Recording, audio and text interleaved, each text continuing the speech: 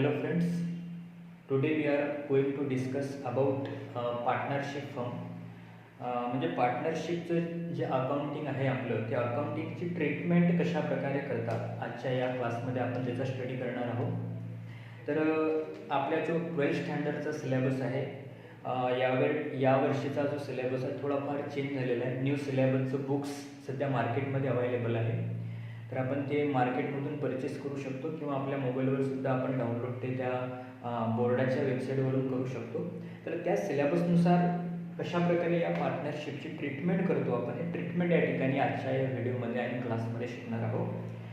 तर मागच्या वर्षीचा सिलेबस आणि हा सिलेबस या दोघांमध्ये फार मोठ्यापैकी चेंजेस नाही, थोडंसं डिफरन्स आहे. या वर्षीचा सिलेबस थोडा सॉर्ट आउट केलेला आहे, फार मोठे चेंजेस नाही आहेत. जसा मागच्या वर्षीचा आहे जवळपास 90% सेम टू सेम सिलेबस आहे. तर त्याच्यानुसार आपल्याला या ठिकाणी जे पार्टनरशिप फर्मचं अकाउंटिंगची ट्रीटमेंट कशा प्रकारे करतो आजचा स्टडी करायचा आहे. परंतु हा स्टडी करण्याच्या आधी आपल्याला व्हॉट इज पार्टनरशिप फर्म, काय असते पार्टनरशिप फर्म आणि कसं असते याचं अकाउंटिंग, याचं स्टडी याचं मिनिंग माहिती असणं अत्यंत आवश्यक आहे. तर मित्रांनो, आपण लास्ट इयरला म्हणजेच 11th स्टँडर्डमध्ये final account of soul trader हा टॉपिक शिकलो. सोल ट्रेडरचं अकाउंटिंग कशा प्रकारे केलं जातं असतं आपण शिकलेलं आहे मागच्या वर्षी. तर त्याच्याच एक पुढचा टॉपिक म्हणजे हा पार्टनरशिप फर्म आहे. सोल ट्रेडरमध्ये होत काय असते, सोल ट्रेडर म्हणजे का फक्त कोणता तरी वन पर्सन बिझनेस करत असते, एकच पर्सन असते त्या ठिकाणी आणि तो संपूर्ण त्या ठिकाणी बिझनेस करते. त्यानंतर त्याची संपूर्ण अकाउंटिंग, जर्नल एंट्रीज सगळ्या गोष्टी करून त्याचं बॅलन्स शीट जोडून फायनली त्याच्या बिझनेसमध्ये किती प्रॉफिट झाला किंवा लॉस झाला आहे त्या ठिकाणी तो फाइंड आउट करत असते. बरोबर, एकटाच पर्सन असते, त्यामुळे फार मोठे रूल्स त्या ठिकाणी नसतात. परंतु पार्टनरशिप फर्ममध्ये काय असते, पार्टनरशिप फर्म आहे.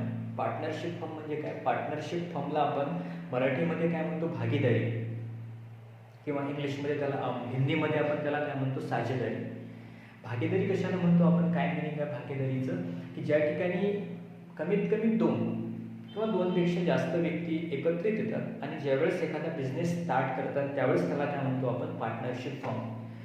मिनिमम या ठिकाणी 2 पर्सन आणि मॅक्झिमम 20%. आणि बँकिंगचा जर बिझनेस असेल तर मॅक्झिमम 10% या ठिकाणी एकत्रित येतात आणि बिझनेस करत असतात. ते एखादा बिझनेस स्टार्ट करून ज्यावेळेस ते सगळे कार्य त्यांचे सुरू करतात, त्यांचं संपूर्ण वर्किंग सुरू करतात, त्यावेळेस काय तयार होत असते, पार्टनरशिप फर्म. तर याच पार्टनरशिप फर्मचा आपल्याला स्टडी या ठिकाणी करायचा आहे. तर आपल्या इंडियामध्ये एक ॲक्ट आहे, इंडियामध्ये आपला एक ॲक्ट आहे, त्याला काय म्हणतो आपण, इंडियन पार्टनरशिप ॲक्ट. तो कितीचा आहे, 1932. 1932चा आपल्या भारतामध्ये भारतीय भागीदारी कायदा आहे. या संपूर्ण 1932च्या ॲक्टनुसार संपूर्ण पार्टनरशिपची ट्रीटमेंट या ठिकाणी केली जात असते आणि संपूर्ण त्यांचे बिझनेस, त्यांचे संपूर्ण टोटल जे काय त्यांचं डेली रुटीन चालते संपूर्ण या 1932च्या ॲक्टनुसार चालत असते. बरोबर. तर या 1930 ॲक्टनुसार पार्टनरशिपचं मिनिंग काय, कशाला म्हणतो आपण पार्टनरशिप, की ज्या ठिकाणी 2 किंवा 2पेक्षा जास्त व्यक्ती एकत्रित येऊन एखादा बिझनेस चालू करतात त्यावेळेस आपण त्या फर्मला काय म्हणतो, पार्टनरशिप फर्म या ठिकाणी म्हणत असतो. सोल ट्रेडर आपण मागच्या वेळेस पाहिलेलं आहे, 11th स्टँडर्डमध्ये आपण final account of sole traders पाहिलं होतं. आता सोल ट्रेडरचं अकाउंटिंग आपण का तयार करतो, का आपण त्या अकाउंटिंगची ट्रीटमेंट करतो, कारण की त्या सोल ट्रेडरला काय फाइंड आउट करायचं असते, त्यानं त्याच्या बिझनेसमध्ये किती प्रॉफिट अर्न केला, त्याच्या बिझनेसमध्ये प्रॉफिट झाला की लॉस झाला आणि तो किती झाला हे शोधण्याकरता, फाइंड आउट करण्याकरता तो काय करत असते, संपूर्ण अकाउंटिंगची ट्रीटमेंट करते. तर सुरुवातीला आपण पाहिलेलं आहे काय असते, त्या 11th स्टँडर्डमध्ये आपण स्टडी केला काय होतं तिथं, की संपूर्ण काय असते, एक समरी असते त्यांच्या संपूर्ण ट्रान्झॅक्शनची. जर्नल एंट्रीजवरून लेजर पोस्टिंग करतो आणि लेजर पोस्टिंग केल्यानंतर संपूर्ण लेजर्स तयार केल्यानंतर त्या ठिकाणी काय काय करतो आपण, एक ट्रायल बॅलन्स. ट्रायल बॅलन्स कशी असते, अशा टाईपची ट्रायल बॅलन्स असते. एका साईडनं टोटल एक्सपेन्सेस, एका साईडनं टोटल इन्कम त्यांचे असतात. ट्रायल बॅलन्सच्या वरून मग पुढे काय तयार करतो आपण, ही झाली आपली ट्रायल बॅलन्स. ट्रायल बॅलन्सच्या नंतर सोल ट्रेडरमध्ये आपण 11th स्टँडर्डमध्ये काय तयार केलं होतं, दुसरं अकाउंट कोणतं, ट्रेडिंग अकाउंट. ट्रेडिंग अकाउंट कशा प्रकारे असते, अशा प्रकारे टी शेपचं पर्टिक्युलर अमाऊंट त्यानंतर ट्रेडिंग अकाउंट नंतर दुसऱ्या सोल ट्रेडरमध्ये काय तयार केलं होतं आपण, profit and loss account. Profit and loss account P&L account म्हणतो आपण शॉर्टकटमध्ये. आणि प्रॉफिट अँड लॉस नंतर मग सुरुवातीला सगळ्यात लास्टमध्ये काय तयार केलं होतं, बॅलन्स शीट. सर्वात लास्टमध्ये काय तयार करतो आपण, बॅलन्स शीट. अशा प्रकारे सोल ट्रेडरची ट्रीटमेंट होत असते, बरोबर आहे. तर आता या पार्टनरशिप फर्ममध्ये सेम टू सेम अशाच प्रकारे ट्रीटमेंट आहे, फक्त एक थोडंसं एक अकाउंट या ठिकाणी वेगळं करतात. तर ते अकाउंट कशा प्रकारे तयार करायचं आपण या ठिकाणी स्टडी करणार आहोत. परंतु त्याच्या आधी आपण थोडं थेरॉटिकल पार्ट या पार्टनरशिपचा पाहणार आहोत. आणि जो अत्यंत महत्त्वाचा आपल्याला माहिती असणं आवश्यक आहे, तो थेरॉटिकल पार्ट म्हणजे काय, तर बघू आपण की पार्टनरशिप फर्मचे फीचर्स काय आहेत, त्याची कॅरेक्टरिस्टिक किंवा फीचर्स म्हणून आपण त्याला ते काय आहे हे आपल्याला माहिती असणं आवश्यक आहे. तर पार्टनरशिप फर्मचं मिनिंग क्लिअर असेल, मी असं गृहीत धरतो की मिनिमम 2 आणि मॅक्सिमम 10 और 20%. 10% किंवा ज्यावेळेस बँकिंगचा बिझनेस असेल, फक्त बँकिंगच्या रिलेटेड एखादा बिझनेस असेल तर मॅक्सिमम 10% त्या ठिकाणी एकत्रित येतात, बिझनेस स्टार्ट करतात. आणि बँकिंग नसेल, एखादा अदर एक बिझनेस असेल तर त्या ठिकाणी 20%, जास्तीत जास्त 20 लोक एकत्रित येत असतात आणि त्यांचा बिझनेस चालू करतात. त्यावेळेस त्याला काय म्हणतो आपण, पार्टनरशिप फर्म असं म्हणत असतो. पार्टनरशिप फर्मचे फीचर्स काय आहेत, तर सुरुवातीला पार्टनरशिपमध्ये पहिलं फीचर्स कोणतं, ॲग्रीमेंट. काय होत असते पार्टनरशिप फर्ममध्ये, ॲग्रीमेंट होत असते. कारण काय रिझन आहे की का आपल्याला इथे ॲग्रीमेंट करावी लागते, त्याच्या मागे कारण आहे. कारण की इथे बिझनेस करणारा एक पर्सन नाही, एक पर्सन असते नो प्रॉब्लेम, परंतु इथं मिनिमम 2, कमीत कमी 2 किंवा मॅक्सिमम मग 20 किंवा 10% या ठिकाणी आहेत. मग एवढे पर्सन जर या ठिकाणी एकत्रित आले आणि पुढे चालून त्याच्या बिझनेसमध्ये खूप मोठा प्रॉफिट झाला किंवा खूप मोठा लॉस झाला, कारण पैसा आहे, मनी आहे, कोणालाही पैसा दिसला, मनी दिसला की काय म्हणतात, त्याचा जो दृष्टिकोन हा बदलून जात असते. मग असं नाही झालं पाहिजे, याच्याकरता या ॲक्टनुसार 32च्या ॲक्टनुसार या ठिकाणी काय करावं लागते, सुरुवातीला ॲग्रीमेंट. काय होत असते, ॲग्रीमेंट. मग ही ॲग्रीमेंट 2 प्रकारे होत असते.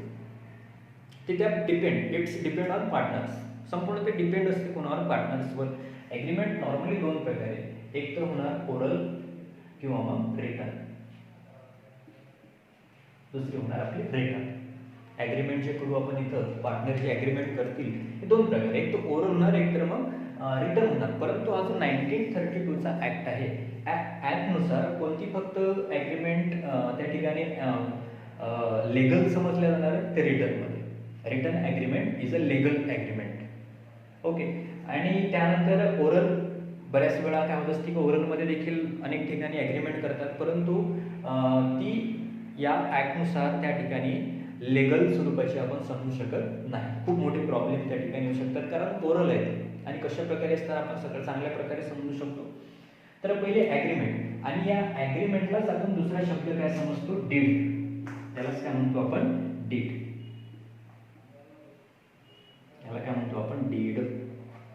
त्याला आपण डीड असं म्हणतो. डीड म्हणजे काय, एक डॉक्युमेंटरी असते, पूर्ण बिझनेसची डॉक्युमेंटरी, की या ठिकाणी संपूर्ण किती पार्टनर्स आहेत, त्या पार्टनरचा ॲड्रेस, पार्टनरचं फुल नेम, त्यानंतर पार्टनर्सने काय काय डिसाईड केलं त्या ठिकाणी, कोण किती कॅपिटल आणणार आहे, त्यानंतर कॅपिटलवर आपण त्यांना इंटरेस्ट किती देणार आहोत, त्यानंतर जो प्रॉफिट अँड लॉस त्या बिझनेसमध्ये होणार तो कशा प्रकारे डिस्ट्रीब्यूट करू आपण, कशा प्रकारे कोणत्या रेशोमध्ये आपण तो डिस्ट्रीब्यूट करू. त्यानंतर डीडमध्ये आणखी कोणता पार्टनर कशा प्रकारे वर्किंग करणार आहे. पार्टनर्स वेगळ्या वेगळ्या टाईपचे असतात, काही नॉर्मल पार्टनर्स असतात, काही सायलेंट पार्टनर्स असतात, काही नॉमिनल पार्टनर्स असतात, वेगळे वेगळे. ते थेरॉटिकलमध्ये आपल्याला शिकायचं आहे. आपला जो OC नावाचा विषय आहे, ट्वेल्थ स्टँडर्डचा, त्याच्यामध्ये डिटेल्समध्ये तो स्टडी आपल्याला करायचा आहे पार्टनरशिप फॉर्मचा.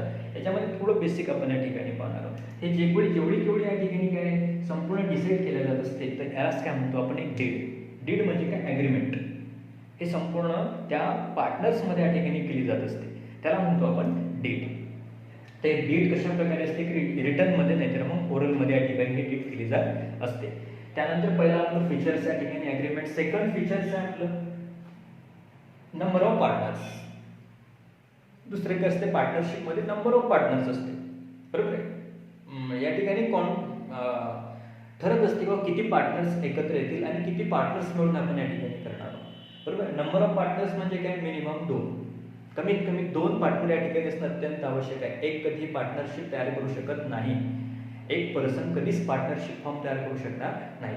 इथे नंबर ऑफ पार्टनर्स असते आणि ते नंबर ऑफ पार्टनर्स म्हणजे काय, बँकिंगचा बिझनेस असेल, रिलेटेड बँकिंग असेल तर मिनिमम 2 मॅक्सिमम 10, आणि बँकिंग वगळता, बँकिंग सोडून जर अदर बिझनेस असेल कोणताही तर त्या ठिकाणी मिनिमम 2 आणि मॅक्सिमम 20 पार्टनर्स एकत्र येऊन बिझनेस करू शकतात. Second number. थर्ड नंबर काय आपला, लॉफुल बिझनेस. काय आहे, लॉफुल बिझनेस आहे. लॉफुल बिझनेस म्हणजे काय की या पार्टनरशिप फॉर्मसाठी एक ऍक्ट तयार केला गेलेला आपल्या इंडियामध्ये. कोणता ऍक्ट आहे, इंडियन पार्टनरशिप ऍक्ट 1932. त्या ऍक्टनुसार संपूर्ण पार्टनरशिप वर्किंग करत असते. संपूर्ण यांचे जे बिझनेसचे जेवढे केवढे ट्रान्झॅक्शन चालतात ते संपूर्ण याच्यानुसार जे इस्टॅब्लिश केली जाते ही पार्टनरशिप फॉर्म कोणत्या ऍक्टनुसार, तर या 1930च्या ऍक्टनुसार याची इस्टॅब्लिशमेंट होत असते आणि सगळ्या प्रकारे वर्किंग याच्या ऍक्टनुसार. त्यामुळे आपण काय म्हणतो की लॉफुल बिझनेस आहे. या पार्टनरशिप फॉर्मच्या मागे एक ऍक्ट आहे 1932, एक स्टेट ऍक्ट वेगळा आहे, तो एक ऍक्ट, आणि हा ऑल इंडिया असणारा ऍक्ट कोणता 1932 याच्यानुसार हा संपूर्ण बिझनेस चालत असते. सो आपण त्याला काय म्हणतो की कसा बिझनेस आहे, तर लॉफुल बिझनेस. 4 आहे शेअरिंग प्रॉफिट अँड लॉस. काय होत असते बिझनेसमध्ये, या पार्टनरशिप फॉर्ममध्ये काय करतात ते शेअरिंग प्रॉफिट अँड लॉस.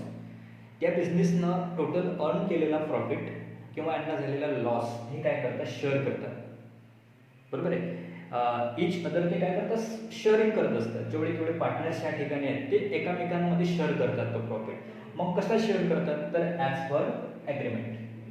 ॲग्रीमेंटमध्ये जसं डिसाइडेड केलेलं असेल, जसं यांचा कॉन्ट्रॅक्ट झालेला असणार आहे किंवा जशी यांची डीड असणार तशा प्रकारे काय होत असते, शेअरिंग प्रॉफिट अँड लॉस. तशा प्रकारे हे प्रॉफिट अँड लॉस काय करतात, शेअर करत असतात त्यांच्यामध्ये. ओके. त्यानंतर fight unlimited liability. Unlimited liability. Liability म्हणजे काय, त्यांना करावे लागणारे कामं, त्यांचं दायित्व, जबाबदारी. कशी जबाबदारी, अनलिमिटेड, अमर्यादित आहे. बरोबर. म्हणजेच काय की एकाच भागीदाराला अनेक स्वरूपाचे कामं करावे लागतात. कधी कधी तो ओनर असते, कधी कधी वर्कर असते, कधी कधी एजंट असते, अनेक सारे त्याच्यासमोर काय असतात, त्याचे कामं असतात, जबाबदाऱ्या असतात, खूप मोठे वर्क्स त्याला करावे लागतात. त्यामुळे आपण असं म्हणतो त्याला अनलिमिटेड लायबिलिटी, अमर्यादित जबाबदारी. नंबर 6 आहे रजिस्ट्रेशन.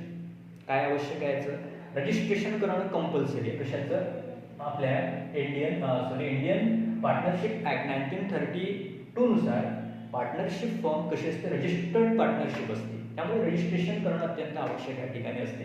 असे जे मेन यातले फीचर्स आहेत 6 अनेक आहेत, परंतु त्यातले नॉर्मली 6 अत्यंत इम्पॉर्टंट, मोस्ट टाइम आहेत, त्यामुळे आपण त्या ठिकाणी पाहिलेले आहे. तर अशा सगळ्या फॉर्मला आपण काय म्हणतो, पार्टनरशिप फॉर्म, जे अत्यंत महत्त्वाचे आहे. आणि अनेक साऱ्या पार्टनरशिप सध्या इंडियामध्ये काम करत आहेत, वर्किंग करत आहेत.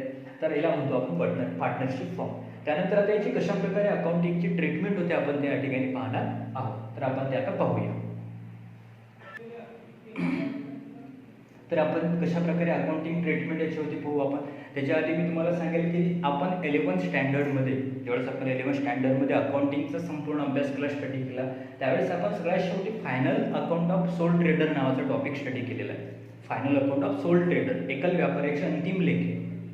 आता सोल ट्रेडर म्हणजे काय, फक्त ओनली वन पर्सन असते, तोच कॅपिटल आणते, तोच प्रॉफिट लॉस जे काय असेल तोच त्या ठिकाणी अर्न करते, तोच वर्किंग करते, सगळं मॅनेजमेंट तोच करते, अकाउंटिंग सगळ्या गोष्टी करण्याचं काम एकटा व्यक्ती करते, तोच ते सोल ट्रेडर. त्याचं अकाउंटिंग आपण पाहिलेलं आहे. त्या ठिकाणी आपल्याला अकाउंटिंगचे आपण 3 रूल फॉलो केले होते, रिअल अकाउंट, त्यानंतर नॉमिनल अकाउंट आणि पर्सनल अकाउंट. हे 3 रूल फॉलो केले होते. जर्नल एंट्रीज करून अकाउंटिंग तयार केलं होतं. Same to same rule, same formula, same सगळ्या गोष्टी इथंच करायच्या आहेत आपल्याला. फक्त एकच अकाउंट थोडं वेगळं बनणार, ते आपण या ठिकाणी कसं तयार होणार इथं पाहणार आहोत. तर आपण 11th स्टँडर्डमध्ये काय केलं होतं की सुरुवातीला आपण काय करत होतो, जर्नल एंट्रीज. त्या जर्नल एंट्रीजवरून आपण काय करत होतो, लेजर पोस्टिंगवरून आपल्यासमोर काय काय होत जाईल, ट्रायल बॅलन्स. ट्रायल बॅलन्स अशा प्रकारे असायचं. ट्रायल बॅलन्स म्हणजे काय, इट इज समरी, एक समरी आहे कशाची, ऑल ट्रान्झॅक्शन, सगळ्या ट्रान्झॅक्शनची एक समरी असते.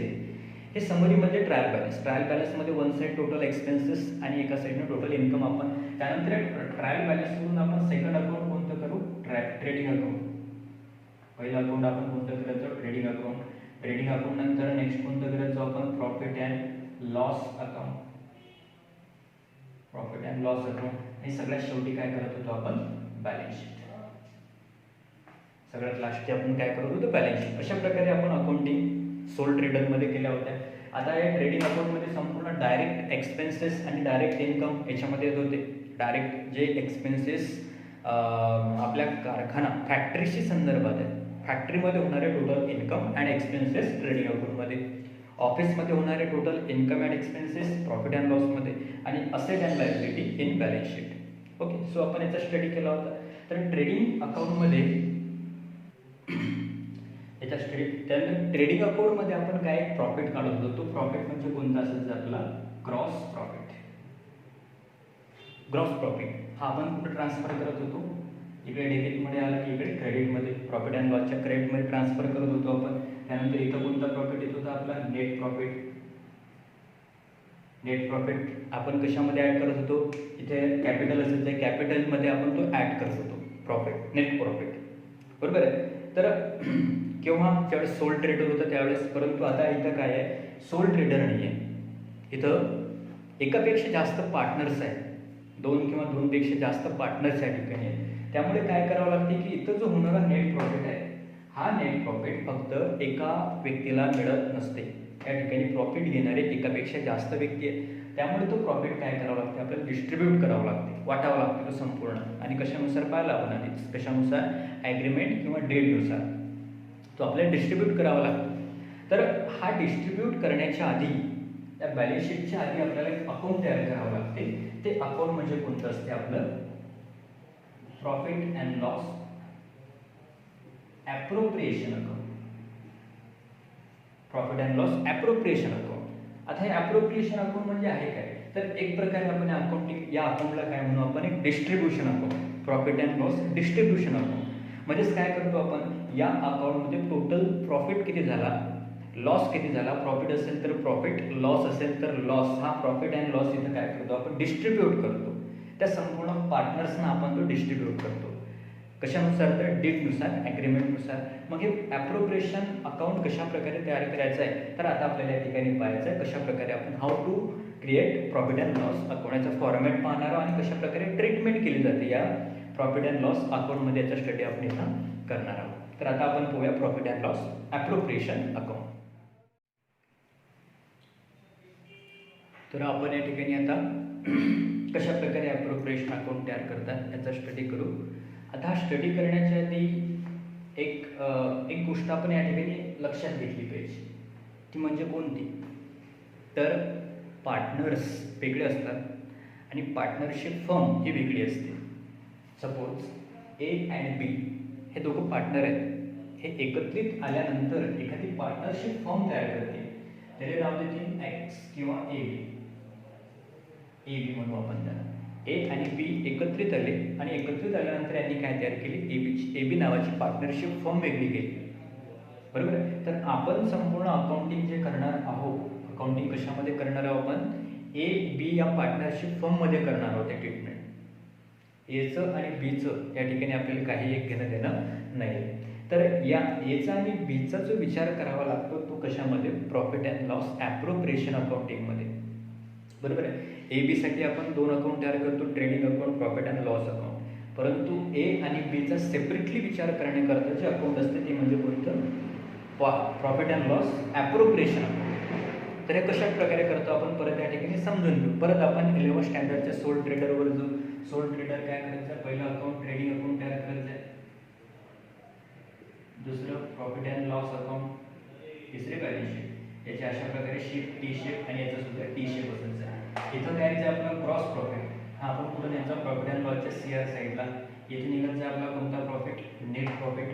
हा नेट प्रॉफिट आल्यानंतर आपण बॅलन्स शीटमध्ये काय करत जाऊ, तो कॅपिटलमध्ये ॲड करत होतो. नेट प्रॉफिट कॅपिटलमध्ये ॲड करत होतो आणि पुढची बॅलन्स शीटची बेरीज आपण सेम करत होतो. तर हा जो नेट प्रॉफिट या ठिकाणी आलेला आहे, प्रॉफिट अँड लॉसमध्ये जो नेट प्रॉफिट आलेला आहे, हा बॅलन्स शीटला नेण्याच्या आधी डिस्ट्रीब्यूट करावा लागते कोणामध्ये, पार्टनर्समध्ये. जेवढे पार्टनर्स या ठिकाणी एकत्रित आले त्या संपूर्ण पार्टनर्समध्ये हा आपल्याला आधी डिस्ट्रीब्यूट करावा लागतो. ते डिस्ट्रीब्यूट करण्याकरता जे अकाउंट असते ते म्हणजे ॲप्रोप्रिएशन अकाउंट किंवा profit and loss distribution account असं आपण या अकाउंटला म्हणतो. तर इथं सुद्धा हा डेबिटमध्ये येते, त्यामुळे येथे कुठे घेऊन जाणार आपण, क्रेडिटमध्ये. म्हणून क्रेडिटमध्ये काय नाही, सुरुवातीला नेट प्रॉफिट. नेट प्रॉफिट आणि नेट प्रॉफिट इथे कसा, तर टोटल त्या बिझनेसमध्ये पार्टनरशिप फर्ममध्ये होणारे total expenses, total incomes plus minus केल्यानंतर हा नेट प्रॉफिट असते, बरोबर आहे. तर हा नेट प्रॉफिट इथे येणार. लॉस जर आला तर या साईडनं देतो आपण नेट लॉस, नेट प्रॉफिट आणि नेट लॉस. तर आता हा नेट प्रॉफिट काय करायचं आहे, आपल्याला डिस्ट्रीब्यूट करायचं आहे. परंतु डिस्ट्रीब्यूट करण्याच्या आधी हे ए आणि बी हे जे दोन पार्टनर्स आहेत, तर हे ज्यावेळेस यांनी हे फॉर्म इस्टॅब्लिश केली, स्थापन केली, त्यावेळेस त्याच्यानंतर यांनी सुद्धा अनेक सारे काय केले असतील, ट्रान्झॅक्शन्स केले असतील. एखाद्यानं कॅपिटल आणलं असेल, एखाद्यानं या पार्टनरशिप फर्ममधला पैसा नेला असेल बाहेर, एखाद्यानं खूप मोठं काम या ठिकाणी केलं असणार, एखाद्यानं आणखी काही या बिझनेससाठी केलेलं असणार, अशा अनेक सारे आहेत. याच्यामध्ये ते डिस्ट्रीब्यूट करताना संपूर्ण तो पैसा, हा प्रॉफिट सगळ्यांमध्ये वाटताना काय करावं लागते आपल्याला इथं, तो आधी त्यांचा विचार करावा लागते. मग तो कशा प्रकारे करतो, तर हे ॲप्रोप्रिएशन अकाउंट म्हणजे कोणतं अकाउंट म्हणतो आपण याला, नॉमिनल अकाउंट. कोणतं अकाउंट असते, नॉमिनल अकाउंट. आणि नॉमिनलचा रोल काय सर्वांना माहिती असेल, expenses, debit all expenses and losses and credit all income and gains आपण क्रेडिटमध्ये करतो. त्याच्यानुसार हे करायचं आहे. टोटल एक्सपेन्सेस डेबिट साईडला आणि टोटल लॉसेस जे असतात हे कोणा साईडला, एक्सपेन्सेस अँड लॉस डेबिटमध्ये, त्यानंतर इन्कम्स अँड गेन्स क्रेडिटमध्ये आपल्याला घ्यायचं आहे. मग याच्यामध्ये कोणते कोणते येते, त्याच्या सुरुवातीला आपल्याला याच्यामध्ये येते टू, त्याला आपण टू म्हणतो आणि इकडे काय घेतो आपण बाय. तर याच्यामध्ये सुरुवातीला आपल्याला to interest on capital, interest on capital, to interest on capital. आता टू इंटरेस्ट ऑन कॅपिटल म्हणजे आहे काय, कशाला म्हणतो आपण to interest on capital. Example घेऊ आपण, हे आहे यांची पार्टनरशिप फॉर्म आणि इकडे आहे हा आहे ए, हा आहे बी, बरोबर आहे. जेव्हा यांनी पार्टनरशिप फॉर्म तयार केली, त्याच्यामध्ये काय केलं असेल, या दोघांनी किंवा दोघांपैकी एकाने काय केलं असेल, कॅपिटल आणलं असेल, भांडवल आणलं असेल या बिझनेसमध्ये, बरोबर आहे. तर आता या भांडवल ज्यावेळेस या आणतात, त्यावेळेस या यांना काय द्यावं लागते आपल्याला, इंटरेस्ट. परंतु कधी, महत्त्वाचा क्वेश्चन, कधी देऊ आपण, ज्यावेळेस यांनी डील केली होती, यांची जी ॲग्रीमेंट झाली होती, त्या ॲग्रीमेंटमध्ये ठरलं असेल तरच या ठिकाणी आपण काय करू, डिस्ट्रीब्यूट करू. इथं ए आणि इथं बी. कधी डिस्ट्रीब्यूट होणार आहे की ज्यावेळेस त्यांच्या ॲग्रीमेंटमध्ये ठरलं असेल तर. परंतु ॲग्रीमेंटमध्ये असं ठरलंच नाही तर कोणत्याच प्रकारे इंटरेस्ट ऑन कॅपिटल दिलं जाणार नाही. नो इंटरेस्ट ऑन कॅपिटल, त्या ठिकाणी इंटरेस्ट ऑन कॅपिटल दिलं जाणार आणि जर ॲग्रीमेंटमध्ये नसेल तर. परंतु जर ॲग्रीमेंटमध्ये ठरलं असेल तर मात्र या दोघांनाही नेट प्रॉफिट डिस्ट्रीब्यूट करण्याच्या आधी इंटरेस्ट ऑन कॅपिटल या ठिकाणी दिलं जाणार आहे. आणि हे इंटरेस्ट ऑन कॅपिटल यांचं इन्कम, कोणाचं ए आणि बीचं काय इन्कम आहे ते त्यांना मिळून राहिलेलं आहे ते. त्यानंतर या फर्मचं, ए बी नावाचे जे फर्म आहे, या फर्मचा काय, हा एक्सपेन्सेस आहे. त्यामुळे आपण ते कोणा साईडने घेतलेलं आहे, डेबिट साईडला. यांचे एक्सपेन्सेस आहे, परंतु यांचं काय इन्कम आहे. समजा मी आणि तुम्ही काय केलं, आपण एखादी फर्म तयार केली, एक पार्टनरशिप फर्म तयार केली, तर काय होणार आहे, आणि आपण त्याच्यामध्ये काही कॅपिटल इन्व्हेस्ट केलं, तर आपल्या बिझनेसचा त्याच्यावर आता आपल्याला काय द्यावं लागणार आहे, कॅपिटल इंटरेस्ट द्यावं लागणार आहे. तर इंटरेस्ट देणं हा त्या बिझनेसचा काय असणार आहे, एक्सपेन्सेस, आणि हे आपलं काय असणार आहे, पर्सनली आपल्याला काय असणार आहे, या ठिकाणी इन्कम असणार आहे, बरोबर. तर आपल्याला आपला स्वतःचा पर्सनल विचार नाही करायचा आहे, फर्मचा विचार या ठिकाणी करायचा आहे. फर्मचा विचार आपण करत आहोत, म्हणून इंटरेस्ट ऑन कॅपिटल या ठिकाणी आपण देणार आहोत. जर ॲग्रीमेंटमध्ये असलं तरच देऊ आपण, अन्यथा ते दिल्या जाणार नाही. ॲग्रीमेंटमध्ये नसलं, डीडमध्ये नसलं तर आपण ते देऊ शकणार नाही. पहिला एक्सपेन्सेस. त्यानंतर सेकंड आहे आपलं इंटरेस्ट ऑन कॅपिटल, नंतर सॅलरी. टू सॅलरी, कधी कधी काय होत असते, टू सॅलरी पण कोण, ए आणि बी. काही की पार्टनर्स वेगळ्या वेगळ्या टाईपचे असतात. काही की पार्टनर्स वर्किंग पार्टनर्स असतात, काही की नॉमिनल असतात, बरोबर. काही काही हे पार्टनर्स नॉर्मल असतात. तर जे पार्टनर्स वर्किंग आहेत, जे बिझनेससाठी या पार्टनरशिप फर्मसाठी काम करतात, वर्किंग करतात, ते काय म्हणतात की आम्हाला सॅलरी द्या, आम्ही सॅलरी घेणार. म्हणून अशा पार्टनर्सना काय द्यावी लागते, सॅलरी. परंतु कधी जर ॲग्रीमेंटमध्ये ठरलं असेल तर, ॲग्रीमेंटमध्ये ठरलंच नाही तर सॅलरी दिल्या जाणार नाही. म्हणून मग काय, तर सॅलरी किंवा तर ॲग्रीमेंट ठरलं असेल तर आपण या ठिकाणी सॅलरी द्या. पार्टनर्सना या ठिकाणी कोण पेड करणार आहे, पार्टनरशिप फर्म पेड करणार आहे. सॅलरी नंतर नेक्स्ट ते येतं टू रिझर्व. काय ते पुढे टू रिझर्व. टू रिझर्व कशाने म्हणतो आपण, रिझर्व कारण पार्टनरशिप आपल्याला अनेक वर्षांपर्यंत चालवायची असते, म्हणून काय करतो आपण की थोडाफार जो नेट प्रॉफिट होते या थोडाफार नेट प्रॉफिटपैकी काय करतो आपण टोटल इथं बाहेर आणि याची टोटल इथं बाहेर. जो आपल्याला टोटल नेट प्रॉफिट होते हा पूर्णच्या पूर्ण डिस्ट्रीब्यूट नाही करत पार्टनरशिप फर्म. जर पूर्ण डिस्ट्रीब्यूट करून टाकला तर तिथंच ते पार्टनरशिप बंद होऊन जात असते. काय करते की त्याच्यापैकी थोडाफार रिझर्व ठेवते, जमा करून ठेवते कुठं ना कुठं, तर तो रिझर्व म्हणजे हा रिझर्व. तर असा रिझर्व या ठिकाणी आपल्याला दाखवावा लागते, शो करावा लागते. तो डेबिट साईडला आपण दाखवतो आणि रिझर्व नंतर मग हे झाले आपले एक्सपेन्सेस. आता काही काही इन्कम असतात, आता ते कोणते कोणते आहेत पहा. पहिला आहे इथं by interest on drawing, by interest on drawing A and B. आता इंटरेस्ट ऑन ड्रॉइंग म्हणजे काय, ड्रॉइंग म्हणजे काय म्हणतो आपण उचल असते एक प्रकारे.